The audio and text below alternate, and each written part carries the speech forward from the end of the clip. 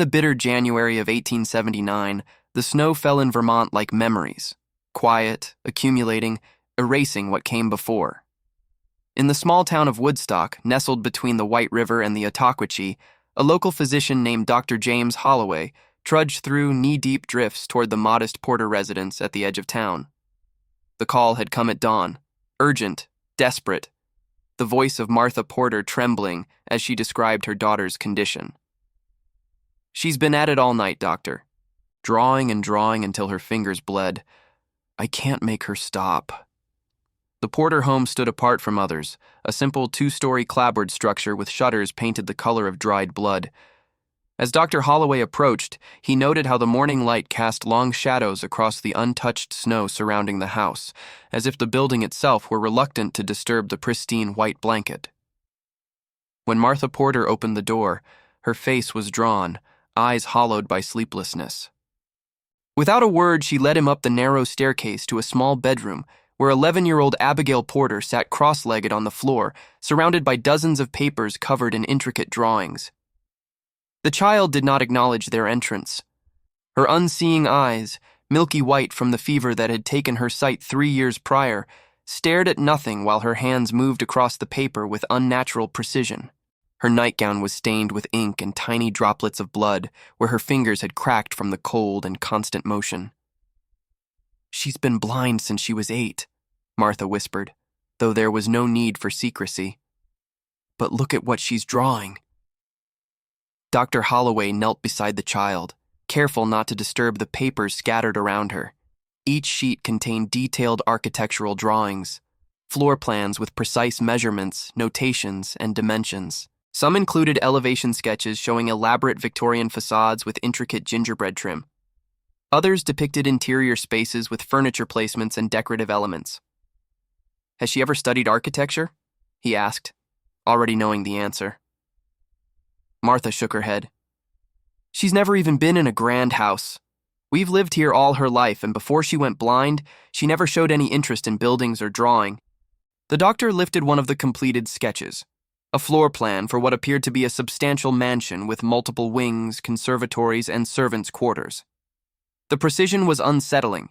Each line was perfectly straight, every measurement noted in a childish yet legible hand. Most disturbing were the notes in the margins, written in the same careful script. "To be built 1883 East Hill and will burn 1897 Christmas Eve." "When did this start?" Dr. E. Holloway asked, unable to take his eyes off the drawings. 3 nights ago, she woke up screaming about houses that needed to be remembered. Said they were showing her how they wanted to be. Martha's voice broke. "Doctor, she's never been able to write since losing her sight. How is she doing this?" As if responding to her mother's question, Abigail suddenly went still. Her clouded eyes slowly turned toward Dr. Holloway, though they could not see him. "They need to be remembered," she said, her voice oddly formal, like an adult's. "The houses that aren't built yet. They've chosen me to remember them." Dr. Holloway felt a chill that had nothing to do with the Vermont winter. In his 20 years of medical practice, he had witnessed many strange manifestations of illness and delirium, but nothing like this, a blind child producing architectural renderings that would challenge the skills of a professional draftsman. "Abigail," he said gently, "who showed you how to draw these houses?" The girl tilted her head, as if listening to something only she could hear. "They did," she answered simply. "The houses. They show me how they want to look when they're born." Martha stifled a sob, and Dr. Holloway placed a reassuring hand on her arm. "I'd like to bring a colleague to examine Abigail, and perhaps someone who knows about architecture. Would that be all right?" Before Martha could answer, Abigail spoke again. "Professor William Cummings from Dartmouth College. He will come in 3 days when the snow stops. He builds houses that remember the past." Her hands resumed their drawing, this time sketching what appeared to be a detailed rendering of a spiral staircase. Dr. Holloway's blood ran cold. He had indeed been thinking of his old classmate William Cummings, now a professor of architecture at Dartmouth, some 40 miles away. But he had mentioned this to no one. As he prepared to leave, promising to return with medicine to help Abigail sleep, Martha Porter followed him to the door. "Is my daughter possessed, doctor?" she whispered, fear etching deeper lines into her already worn face. Dr. Holloway considered his answer carefully. The rational part of his mind sought a medical explanation, perhaps some rare manifestation of hysteria or a peculiar type of savant ability awakened by her blindness. Yet he could not explain how the child knew of William Cummings, or how her untrained hands could produce such perfect drawings in darkness. "I don't believe in possession, Mrs. Porter," he said finally. "But I do believe there are things in this world science has yet to explain. Keep her warm and comfortable. I'll return tomorrow." As he stepped back into the snow, he glanced up at Abigail's window. The child stood there, her blank eyes somehow finding him unerringly, her small hand pressed against the glass as if in benediction or warning. In the days that followed, word of the blind girl who drew houses spread through Woodstock like wildfire, whispered in general stores and debated in church pews. By the time Professor Cummings arrived, exactly 3 days later, as the snow ceased falling, a small crowd of curious townsfolk had gathered outside the Porter home. Check if you're already subscribed to this channel. You won't want to miss another incredible true story that challenges what we think we know about the human mind and its hidden abilities. Subscribe now to never miss a new historical revelation. Professor William Cummings arrived in Woodstock on the morning stagecoach from White River Junction, a tall, austere figure wrapped in a black woolen coat. Despite the bitter cold, he moved with the precise energy of a much younger man, his gray beard neatly trimmed, his eyes sharp beneath bushy brows. At 63, he had spent 4 decades studying architectural history, earning a reputation as New England's foremost expert on historical preservation. When Dr. Holloway had written to him about Abigail Porter, describing the blind girl's inexplicable architectural drawings, Cummings had initially dismissed the account as provincial superstition, or at best, an exaggeration of some minor curiosity. Yet something in his old friend's letter, the clinical precision with which Holloway detailed the child's abilities, had intrigued him enough to make the journey. "I warn you, William, I've never seen anything like this in all my years of practice, Dr. Holloway said as they approached the Porter home together. "The girl has been blind since age 8. She's had no education in architecture or drafting. Yet the drawings—" He paused, searching for words. "They're not just accurate, they're prescient." Cummings snorted. "James, you know as well as I do that there's always a rational explanation. The child probably overheard architectural discussions at some point and has an unusual memory. Or perhaps someone is guiding her hand." "Dr." Holloway shook his head. "See for yourself." Martha Porter greeted them at the door with the weary resignation of a woman who had grown accustomed to strangers invading her home to witness her daughter's strange gift. The small parlor was now organized as an impromptu exhibition space, with Abigail's drawings carefully arranged on every available surface. In the 3 days since Dr. Holloway's first visit, the collection had grown exponentially. "She draws constantly," Martha explained, leading them upstairs. "Day and night. I can barely get her to eat." Abigail sat by the window, her thin frame silhouetted against the gray winter light. She wore a clean blue dress, her dark hair neatly braided, but her fingers were stained black with ink. As they entered, she turned toward them, her clouded eyes seeming to focus on Professor Cummings. "You've brought the house rememberer," she said, her voice calm and oddly adult. "He doubts me." Professor Cummings startled at the direct address. He glanced at Dr. Holloway, who merely raised an eyebrow as if to say, "I warned you." "Hello, Abigail," Cummings said, recovering his composure. "I'm Professor Cummings from Dartmouth College." "I know," the child replied. "You restored the Harrison Mansion in Hanover last spring, but you made a mistake with the northeast corner window. It was originally 2 inches wider." The professor paled visibly. The restoration of the Harrison Mansion had indeed been his most recent project, and there had been a lengthy debate about the dimensions of precisely that window. They had ultimately decided on measurements based on comparable houses of the period, as the original specifications had been lost. "How could you possibly know that?" he asked, his academic skepticism wavering. Abigail didn't answer directly. Instead, she reached for a blank sheet of paper and began to draw with swift, sure movements. Within minutes, she had produced a detailed floor plan of what Cummings immediately recognized as the Harrison Mansion, with annotations and measurements that corrected several errors he and his team had made in the restoration. "The house showed me how it was supposed to be," she said simply. "Houses remember themselves, even when people forget." For nearly 2 hours, Professor Cummings tested the girl's inexplicable knowledge. He described buildings from across New England without naming them, only to have Abigail correctly identify them and draw their floor plans from memory, including details that weren't publicly known. He asked about obscure architectural techniques, and she explained them with the fluency of a seasoned professional. Most unsettling were the drawings of buildings she claimed had not yet been built. One detailed rendering showed a grand public library with a distinctive dome and columned facade. "This will stand in Boston by 1895, she said, adding final touches to the drawing.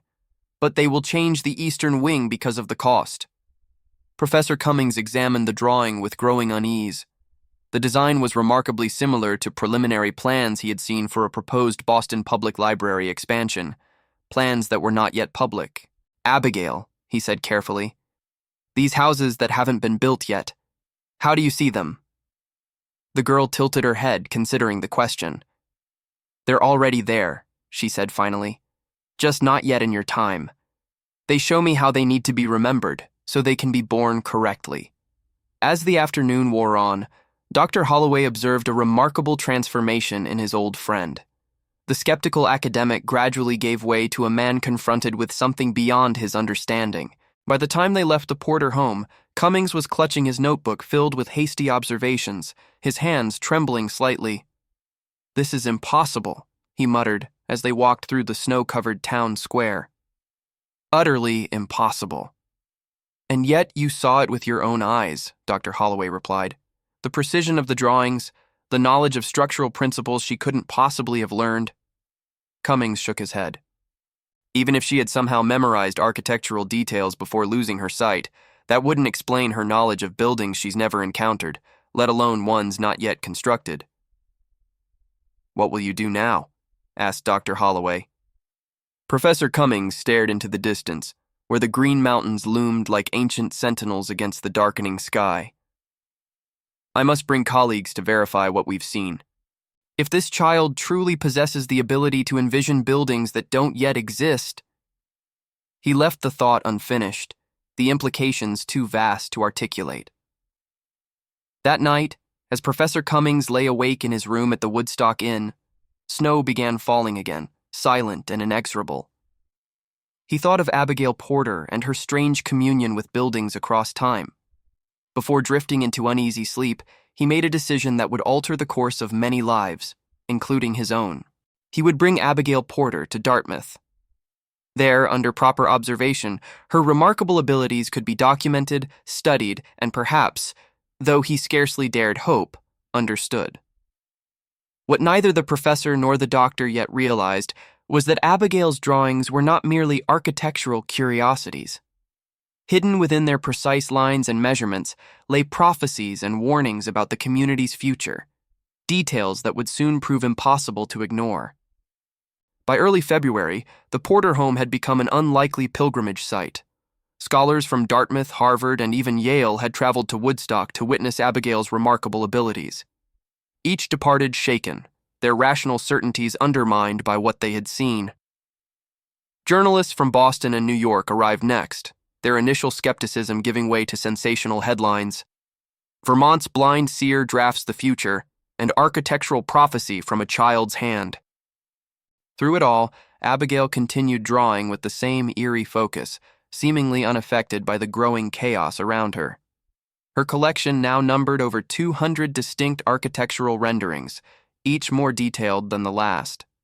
Professor Cummings had taken up temporary residence in Woodstock to catalog and study the growing archive, converting a room at the inn into a makeshift research office. On a particularly cold morning in mid-February, as the professor carefully indexed a new series of drawings, he made a discovery that sent him hurrying through the snow to Dr. Holloway's office. "Look at this," he said without preamble, spreading several drawings across the doctor's desk. "All created within the past week." Dr. Holloway examined the drawings, 5 distinct floor plans, each for a different building, but all sharing certain distinctive features. They're all public buildings, Cummings explained, his voice tight with excitement. A school, a town hall, a post office, a library, and what appears to be a small hospital. But notice the locations she's indicated. Each drawing included precise geographical notations. As Dr. Holloway read them, he realized all 5 buildings were meant to be constructed in Woodstock or nearby communities. And look at the dates, Cummings continued. In the margin of each drawing was a date, all in March 1879, just weeks away. She's drawn buildings that are supposed to be constructed next month? Dr. Holloway asked, puzzled. Cummings shook his head gravely. Not constructed. Destroyed. The doctor looked again and saw what he had missed. Each drawing included a small annotation indicating the building would be lost to fire on specific dates in March. These are all existing buildings, Cummings said quietly.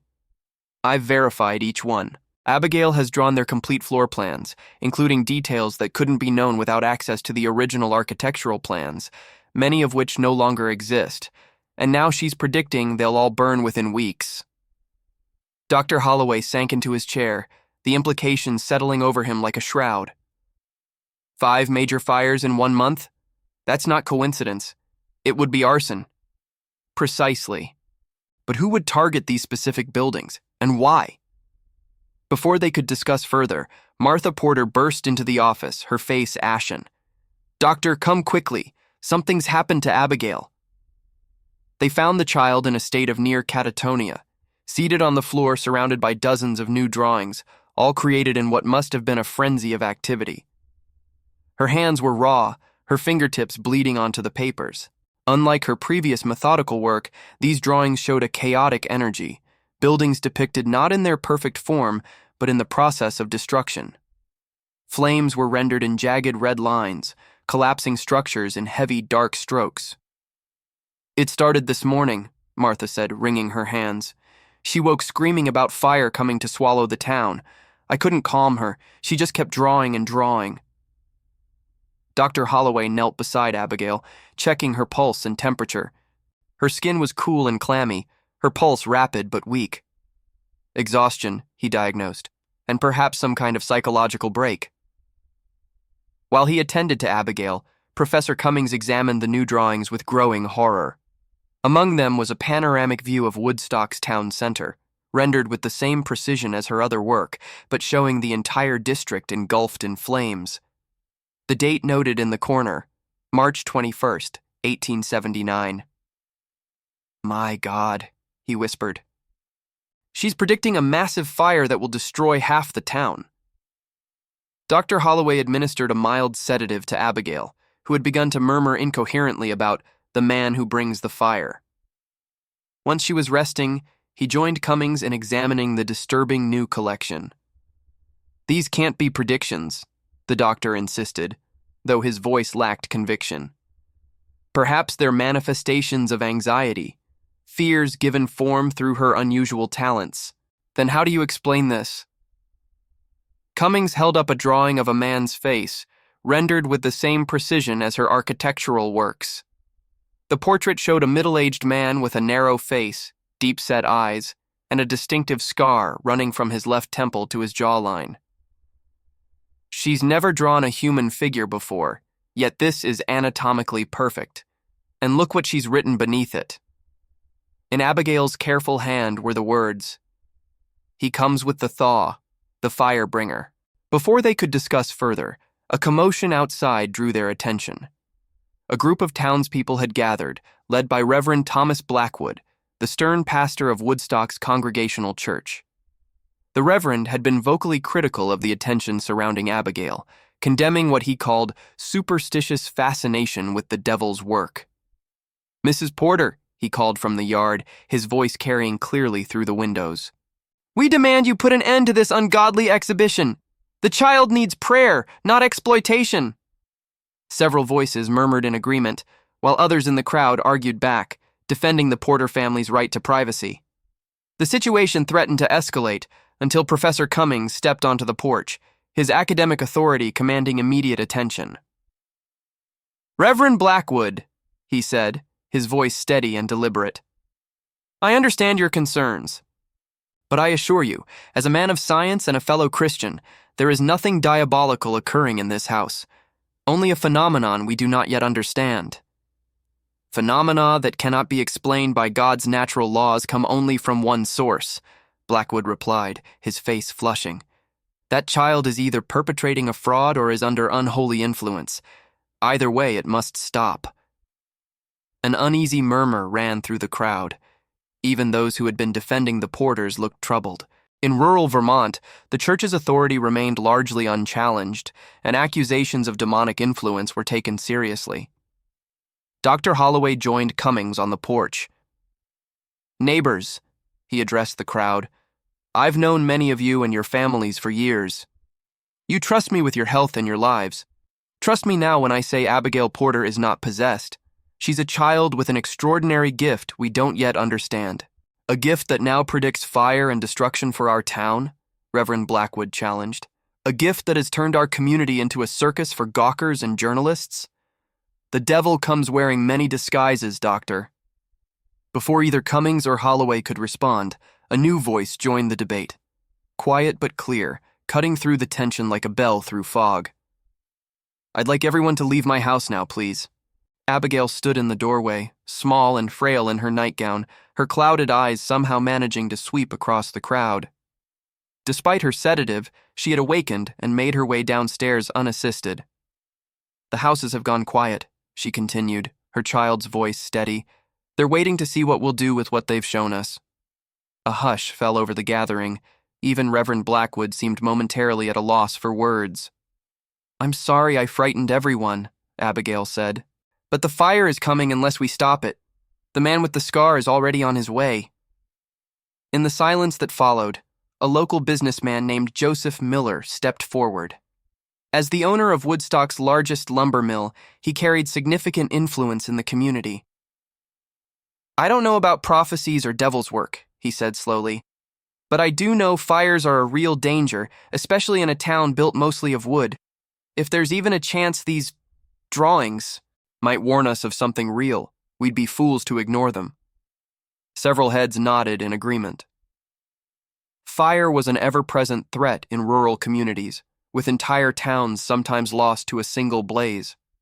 The memory of the Great Rutland Fire of 1868, which had destroyed over 40 buildings, remained fresh in many minds. "What would you have us do?" Reverend Blackwood asked, addressing Abigail directly, a mixture of suspicion and reluctant curiosity in his voice. The blind girl turned toward him, her expression solemn beyond her years. "The first fire will start at the school on March 3rd. We need to watch for the man with the scar, and we need to make people believe me." Watching this exchange, I realized that something extraordinary happened that day in Woodstock. Something beyond Abigail's inexplicable abilities or the fear they inspired. In the face of a community divided by superstition and skepticism, a fragile consensus formed. The drawings would be taken seriously, at least as a potential warning. Leave a comment telling me, "Do you think that if you received a clear warning of future disaster, you would be brave enough to act on it even if people thought you were crazy?" As February surrendered to March, Woodstock transformed. What had begun as curiosity about a blind girl's strange talent had evolved into a community-wide vigil. Abigail's drawings, particularly those predicting the sequence of 5 fires culminating in a town-wide conflagration, had been copied and studied by a hastily formed safety committee comprising Professor Cummings, Dr. Holloway, Joseph Miller from the lumber mill, and, somewhat surprisingly, Reverend Blackwood himself. The Reverend's inclusion had been Dr. Holloway's idea. "Better to have him working with us than against us," he had explained privately to Cummings, "and the people trust him." Though Blackwood remained skeptical of Abigail's gift, his practical concerns about fire safety aligned with the committee's goals. Under his guidance, the church organized rotating watches at each of the buildings identified in Abigail's drawings, with volunteers patrolling day and night. The first date of predicted fire, March 3rd, targeting the schoolhouse, approached with a tension that was palpable throughout Woodstock. Extra water barrels were positioned strategically around the wooden structure. The school committee debated closing the building entirely, but ultimately decided to proceed with classes under heightened vigilance. On the morning of March 3rd, Martha Porter found Abigail at her window, facing the direction of the school, though it was nearly a mile away and invisible from their home. "He's there," the child whispered. "The fire bringer. He's watching and waiting." Martha immediately sent word to Dr. Holloway, who alerted the safety committee. By midday, extra volunteers had surrounded the schoolhouse, scrutinizing every person who approached. The children inside, aware of the unusual circumstances through gossip and overheard conversations, were restless and distracted.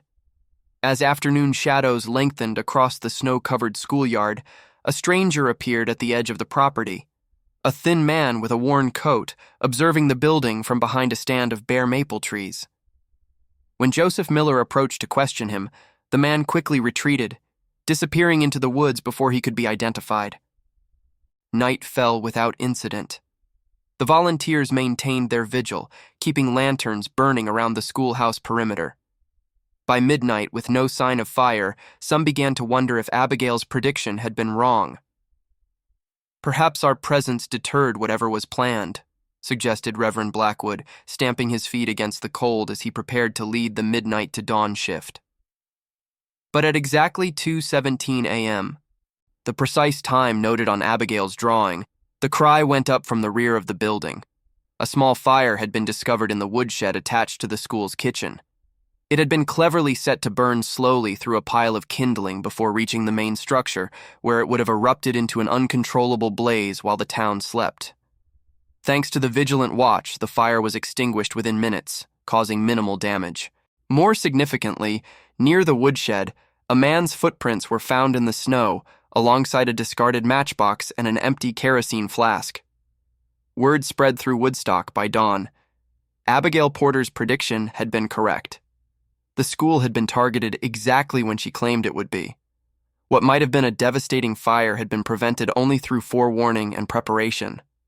The following day, as the safety committee gathered at Dr. Holloway's office to discuss their next steps, a new tension gripped the town.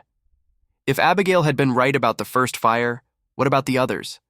According to her drawings, the town hall would be next on March 9th, followed by the post office on the 14th, the library on the 17th, and finally, the small hospital on the 20th, all culminating in the massive town fire predicted for March 21st. "We must inform the sheriff," Cummings insisted. "This is clearly the work of an arsonist." Sheriff Bradford, a pragmatic man nearing retirement age, listened to their account with measured skepticism. "You're telling me a blind girl drew pictures of fires before they happened, and now you want me to deploy my limited resources based on her visions?" "She was right about the school," Dr. Holloway pointed out, "down to the exact time." The sheriff sighed, running a hand through his thinning hair. "I'll assign deputies to patrol the buildings you've mentioned, but I need something more substantial to go on than drawings and predictions." "What about the man with the scar?" Joseph Miller asked. "The stranger I saw watching the school matched the description. Thin, middle-aged. I didn't get close enough to see if he had a facial scar, but his behavior was certainly suspicious." Sheriff Bradford nodded slowly. "That I can work with. I'll circulate a description to my deputies and to neighboring towns. If he's still in the area, we'll find him." As the meeting concluded, Professor Cummings pulled Dr. Holloway aside. "There's something I haven't shared with the others yet," he said, his voice low. "I've been cross-referencing Abigail's architectural drawings with historical records, and I've found something unsettling." That evening, in the privacy of the Porter home, Cummings spread several drawings on the kitchen table. Martha Porter watched anxiously while Abigail sat quietly, her hands finally still after weeks of compulsive drawing. "These buildings," Cummings began, indicating 5 of Abigail's earlier works, "all show structures that once stood in Hanover, New Hampshire. According to Abigail's annotations, they all burned in March of 1870, exactly 9 years ago." Dr. Holloway examined the drawings with growing unease. "And did they actually burn?" "Yes. I verified it through newspaper archives at Dartmouth. 5 fires over a 3-week period, culminating in a massive blaze that destroyed much of the town center. Cummings paused, his academic demeanor giving way to visible distress. And there's more. Before Hanover, a similar pattern occurred in Rutland in 1868, and before that, in Brattleboro in 1866. A serial arsonist, Dr. Holloway whispered, moving from town to town year after year.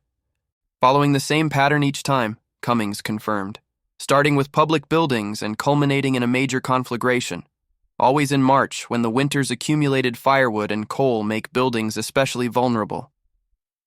Martha Porter, who had been listening silently, suddenly spoke. But why would Abigail see these past fires? Why would the houses show her things that already happened? I think they're showing her the pattern, Cummings replied. The past, the present, and the future are connected. The same hand that brought fire to those towns is now here in Woodstock. As if on cue, Abigail stirred. He's angry now, she said, her vacant eyes turning toward the window. He knows we're watching. He'll change his plan, but not his purpose. Dr. Holloway knelt beside her chair. Abigail, can you see him? Can you tell us where he is? The child was still for a long moment, her face displaying the same deep concentration she showed when drawing. He's by water, cold water, stones and ice. He's making new fire starts. Cummings and Holloway exchanged glances, both recognizing the vague description could match dozens of locations along the Ottauquechee River that ran through Woodstock. We need to alert Sheriff Bradford, Dr. Holloway said, rising to his feet. And we need to expand our watch beyond just the buildings in Abigail's drawings. If she's right that he'll change his plans, he could target anywhere. Professor Cummings nodded grimly.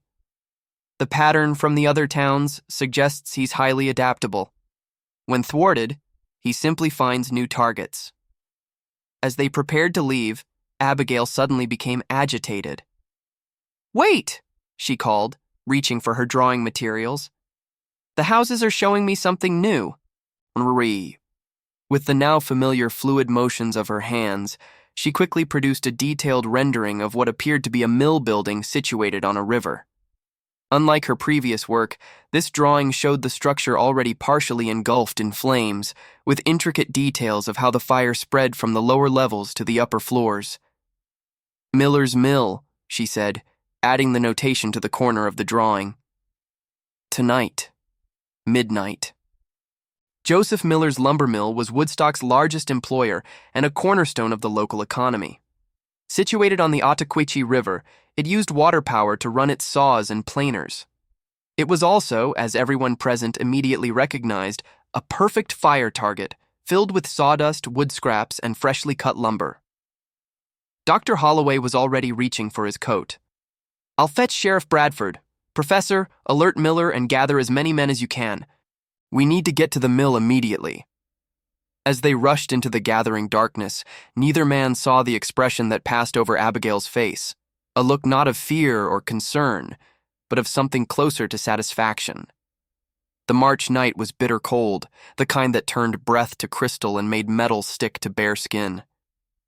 By 11 o'clock, more than 30 men had gathered at Miller's Mill, armed with lanterns, shotguns, and a grim determination born of fear and anticipation. Sheriff Bradford had organized them into watch groups, positioning lookouts at every approach to the sprawling lumber complex. Joseph Miller, his face tight with worry, led Professor Cummings and Dr. Holloway through the main milling building, a cavernous space filled with enormous saws, planers, and stacks of freshly cut pine and maple. The sweet, sharp scent of sawdust hung in the air, along with the subtler smell of the linseed oil used to maintain the machinery. If a fire started in here, Miller explained, gesturing to the mountainous sawdust pile in the corner, it would be nearly impossible to control. Everything in this building would burn, and the flames would likely spread to my lumber yard, where I've got nearly 50,000 board feet stacked and drying. Dr. Holloway nodded grimly. And from there, given the right wind, to the town itself. As midnight approached, tension mounted among the watchers. Sheriff Bradford moved between groups, checking positions and reinforcing his instructions. Observe and report. Do not engage directly with any suspicious persons. If this arsonist is the same one who burned those other towns, he told his deputies, he's been doing this for years without getting caught. That makes him clever and dangerous. At precisely midnight, a cry went up from the riverbank behind the mill. One of the lookouts had spotted a figure moving stealthily along the frozen edge of the Otakachi, approaching the mill's water wheel mechanism. Sheriff Bradford and 4 deputies converged on the location, while Professor Cummings, Dr. Holloway, and Miller watched anxiously from the mill's rear doorway. In the moonlight reflecting off the snow, they could make out the shadowy confrontation, the lawman surrounding a solitary figure who stood unnaturally still, silhouetted against the ice-rimmed river. "That's far enough!" Bradford's voice rang out in the cold air. "You're surrounded! Show your hands!" The figure slowly raised his arms. Even from a distance, there was something wrong about his posture, a stiffness that seemed almost mechanical. As the deputies closed in, one of them shouted in alarm, "Sheriff, it's not a person!" In the pale moonlight, they all saw it now. What they had mistaken for a human figure was actually a crude mannequin dressed in men's clothing, propped up with a stick. Attached to its chest was what appeared to be a bundle of cloth. "Get back!" Sheriff Bradford yelled, suddenly recognizing the danger. "It's a—" The explosion cut off his warning, throwing deputies to the ground as the mannequin erupted in a ball of fire. Simultaneously, shouts of alarm came from the opposite side of the mill complex. "It's a diversion," Cummings realized. "The real attack is elsewhere." They raced around the building to find chaos unfolding. A fire had been set at the base of the lumberyard's main stack, a towering wall of seasoned pine that would burn with explosive ferocity once fully ignited. Already, flames were licking up the side of the neatly stacked boards. Miller ran forward with a desperate shout, grabbing one of the water buckets that had been positioned in preparation. Other men quickly joined him, forming a bucket brigade from the mill's internal water tank. Dr. Holloway and Professor Cummings pitched in, passing the heavy buckets hand to hand through the line. For several frantic minutes, it seemed the fire might be contained. But just as they were gaining the upper hand, a second blaze erupted at the far end of the lumberyard, and then a third near the main mill entrance. "He's still here!" shouted one of the deputies. "Setting fires as we fight the others!" In the confusion and darkness, figures ran in all directions. The acrid smell of smoke filled the air as more lumber caught fire, along with stacks of cedar shingles that burned with particular intensity. The disciplined watch groups disintegrated into chaotic firefighting efforts, everyone grabbing buckets or shoveling snow onto the spreading flames. Professor Cummings, separated from Dr. Holloway in the tumult, found himself near the edge of the property where the mill grounds met the surrounding forest. As he filled a bucket from a snowbank, movement in the trees caught his eye, a solitary figure watching the growing inferno with unnatural stillness. Without thinking, Cummings dropped the bucket and ran toward the tree line.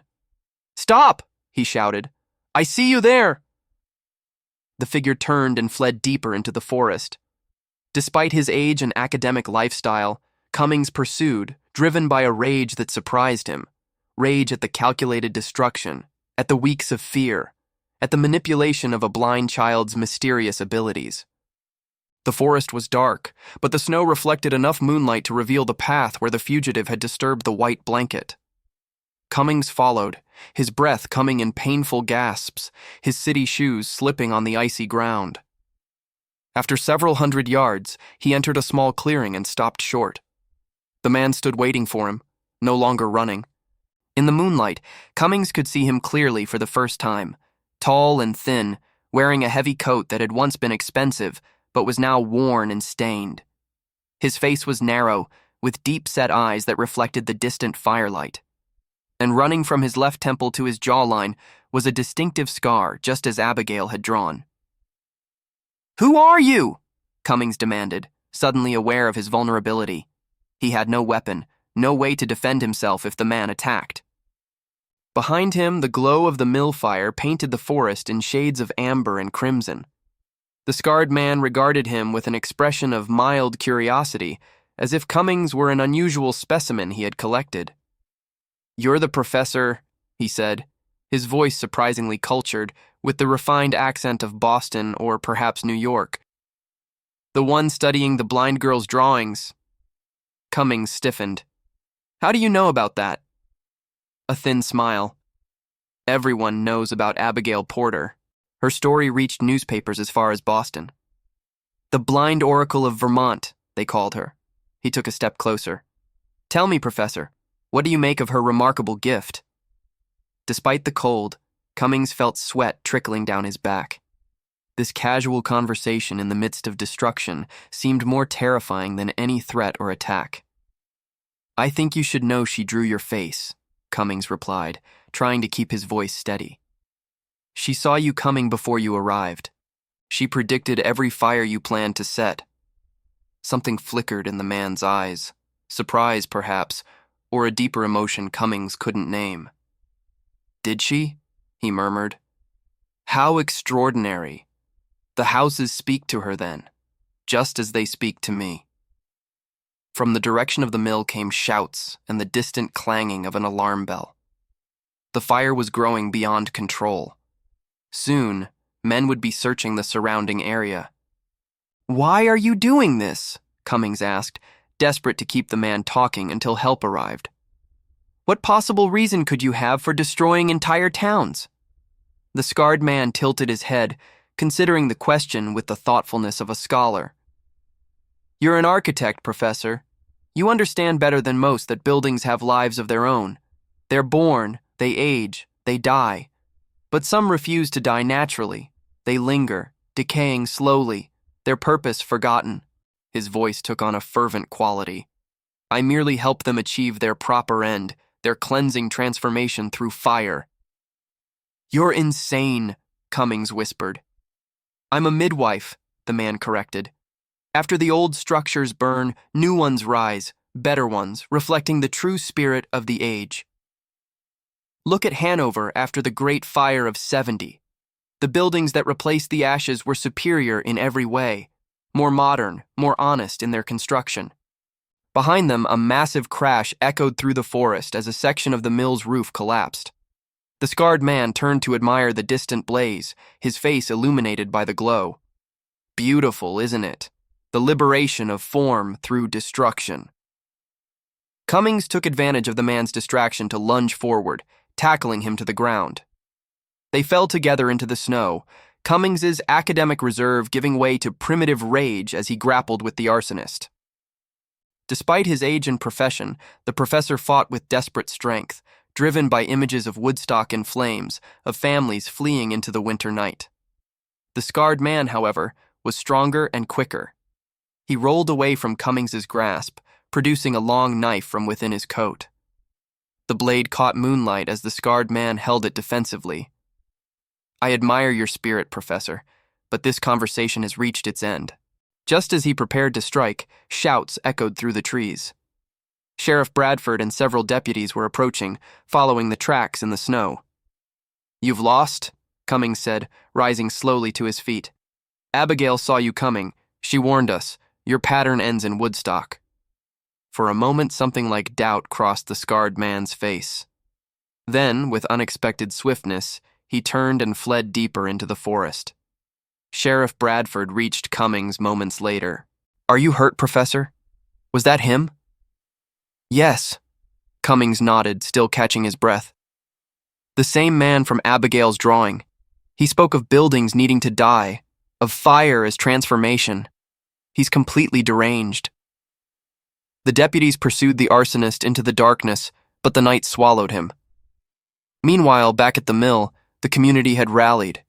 Water brigades worked tirelessly, and by dawn they had contained the blaze to just the lumber yard. The mill itself, though damaged, stood intact. The following week passed in a strange combination of vigilance and celebration. Though Miller's lumberyard had been largely destroyed, the town itself had been spared.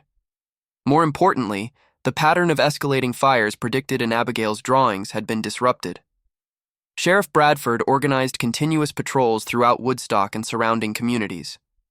Neighboring towns sent additional lawmen, creating an unprecedented network of protection. Descriptions of the scarred man circulated throughout Vermont and into New Hampshire and Massachusetts. At the Porter home, a different kind of tension prevailed. Since the night of the mill fire, Abigail had ceased drawing completely. Her hands, which had moved with such uncanny purpose for weeks, now lay idle in her lap. She spent hours sitting by her window, her clouded eyes turned toward the mountains. "Is it over?" Martha asked Dr. Holloway during his daily visit. "Has her gift left her?" The doctor examined Abigail carefully, noting her improved color and the healing of her once raw fingertips. "I believe she's resting," he said. "Whether the ability will return, I cannot say." Professor Cummings, who had extended his stay in Woodstock indefinitely, devoted himself to organizing and studying the hundreds of drawings Abigail had produced. With the immediate danger past, he returned to his academic perspective, meticulously cataloging each work and cross-referencing the architectural details with historical records. "It's extraordinary," he told Dr. Holloway as they shared an evening meal at the Woodstock Inn. "The buildings she drew from the past, they're accurate down to details that aren't in any existing documentation, as if she truly could see how they were before alterations or destruction." "And the future buildings?" Dr. Holloway asked. Cummings hesitated. "That remains to be seen. I've sent copies of several drawings to colleagues in Boston and New York. If buildings matching her specifications are constructed in the coming years..."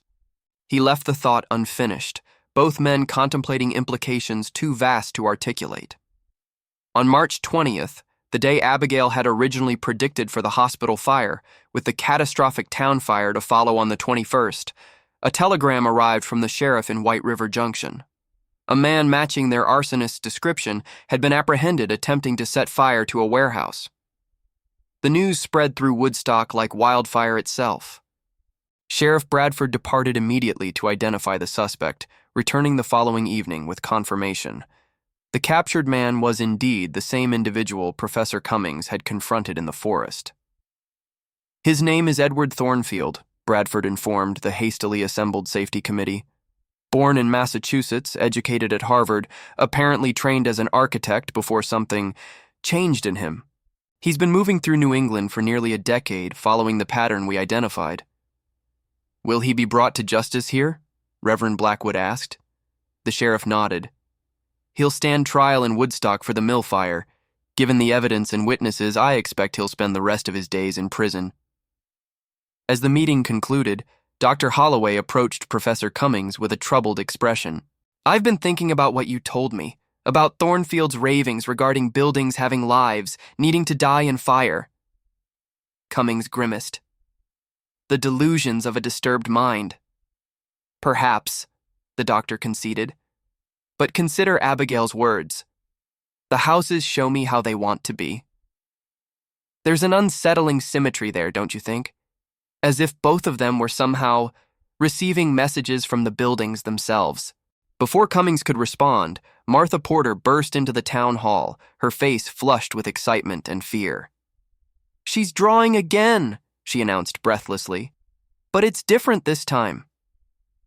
They found Abigail at her table by the window, working on a single large sheet of paper with fluid, confident strokes.